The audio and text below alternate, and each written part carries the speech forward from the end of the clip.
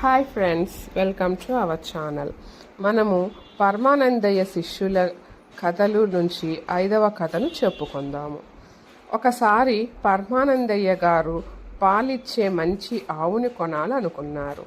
వారున్న గ్రామానికి సమీపంలో ఆవుల సంత జరుగుతోంది. ఆ విషయం తెలిసి ఆయన తన శిష్యుల్ని పిలిచారు. ఒరై అన్నంబట్టు, అవధాని, మీరిద్దరూ సంతకి వెళ్ళి మంచి ఆవును కొనుక్కురండిరా. ఆవు గురించి నలుగురు మంచిగా చెప్పుకునేలా ఉండాలి. మీకు మంచి ఆవు గురించి తెలియదు కదా. అక్కడ సంతలో 10 మంది ఏ ఆవుని మెచ్చుకుంటే ఆ ఆవును తీసుకురండి. బాగా అర్థమైందా అన్నారు. ఓ అలాగే గురువు గారు, మీరు చెప్పినట్టే 10 మంది మెచ్చుకునే ఆవునే కొనుక్కొస్తామన్నారు శిష్యులు. వెంటనే పరమానందయ్య గారు వాళ్ళకి 100 వరహాలు ఇచ్చి పంపించారు. అన్నంబట్టు, అవధాని ధనం పుచ్చుకుని సంతకి వచ్చారు. అక్కడ ఆవులు అమ్మేవాళ్ళు చాలామంది కనిపించారు. నెమ్మదిగా అన్ని ఆవుల్ని చూస్తూ ఒక చోటకి వచ్చారు. అక్కడ ఆవుల్ని అమ్మే ఒక రైతు తన దగ్గరున్న ఆవుల్ని జనాలకి చూపించి, అయ్యలారా, ఇవి మంచి ఆవులు, రోజుకి 10 సేర్ల పాలు ఇస్తాయి. మంచి చౌక బేరానికి ఇస్తాను, కొనండి అని అరుస్తున్నాడు. నిజానికి అవి వట్టిపోయిన ఆవులు. ఆ విషయం తెలియని శిష్యులు వాడి దగ్గరికి వెళ్ళి, బాబూ, నీ ఆవుని ఎంతకు అమ్ముతావు అని అడిగాడు.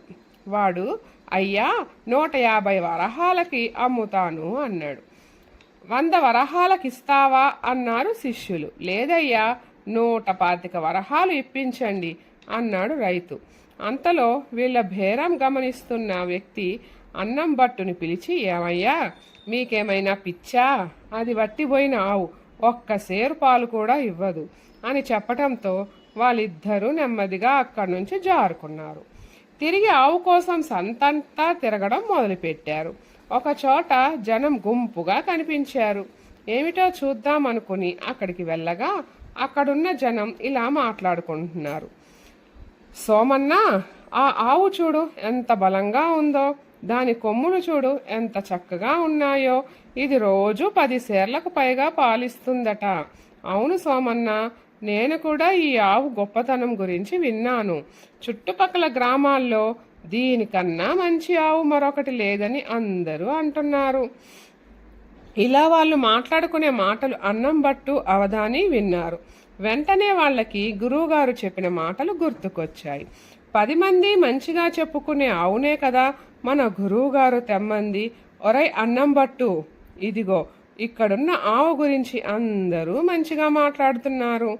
ఇక మనం వేరే చోటికి వెళ్ళనక్కర్లేదు. ఈ ఆవునే కొని తీసుకుపోదాం. గురువుగారు సంతోషిస్తారు. ఏమంటావు అన్నాడు అవధాని. సరేరా, నువ్వు చెప్పినట్టే ఈ ఆవునే కొందాం అన్నాడు అన్నంబట్టు.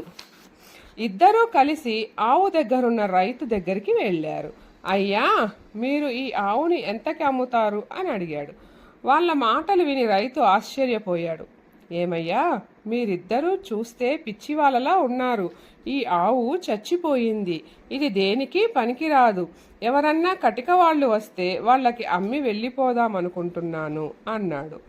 ఏమండి రైతుగారు, మీ ఆవు మంచి ఆవు అవునా కాదా? అవును అవును బాబు, చాలా మంచి ఆవు. ఇప్పుడే దీని గురించి 10 మంది ఎంత గొప్పగా చెప్పుకున్నారో మీరు విన్నారుగా అన్నాడు రైతు. సరే, మాకు కావలసింది మంచి ఆవు అంతే. అది చచ్చిందా బ్రతికిందా మాకు అనవసరం. దీన్ని ఎంతకిస్తావు అన్నారు శిష్యులు. పొద్దున్నే మంచి బేరం దొరికింది. ఈ పిచ్చివాళ్ళు పరమ మూర్ఖుల్లా ఉన్నారు. ఏదో ఒక ధరకి ఈ చచ్చిన ఆవుని సొమ్ము చేసుకుంటే పోలా. ఎంత చెప్పినా వీళ్ళు వినటం లేదు. వాళ్ళ కర్మ అని అనుకున్నాడు రైతు. సరే స్వాములు, ఈ ఆవుని 100 వరహాలకు అమ్ముతా అన్నాడు. లేదయ్యా, 90 వరహాలకైతే కొంటాం అన్నారు శిష్యులు.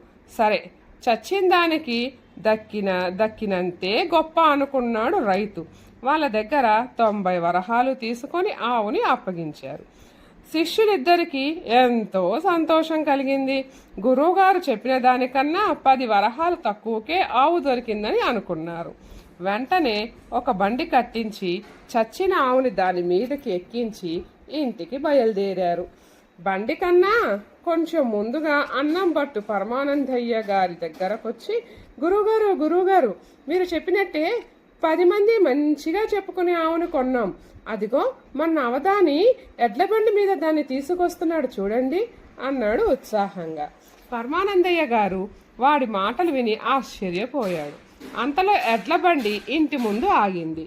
తీరా బండి మీద చూస్తే చచ్చిన ఆవు కనిపించింది. ఏమర్రా, మీకు ఇదేం పోయే కాలం, మంచి ఆవుని తీసుకురండ్రా అంటే చచ్చిన ఆవుని తెస్తారా, మీకేమైనా బుద్ధుందా అని అరిచారు. గురువుగారు, మీరే కదండి చెప్పారు 10 మంది మెచ్చుకునే ఆవునే తెమ్మని. పైగా మీరు 100 వరహాలు ఇస్తే మేము 90 వరహాలకే దీన్ని తెచ్చాం. మీరు చెప్పినట్టేగా చేశాం, ఇందులో మా తప్పేముంది అంటూ అమాయకంగా ముఖం పెట్టారు. తన శిష్యుల నిర్వాకానికి ఏం చేయాలో తోచక పరమానందయ్య గారు తలబట్టుకున్నారు. ఒరే మూర్ఖులారా, మిమ్మల్ని నమ్మి పని అప్పచెప్పడం నాదే తప్పు. ఏం చేస్తాం, సరే మీరు ఈ చచ్చిన ఆవును తీసుకెళ్లి ఊరి చివర గొయ్యి తవ్వి పూడ్చిపెట్టి శుభ్రంగా స్నానం చేసి రండి అని పంపించారు. Thank you friends.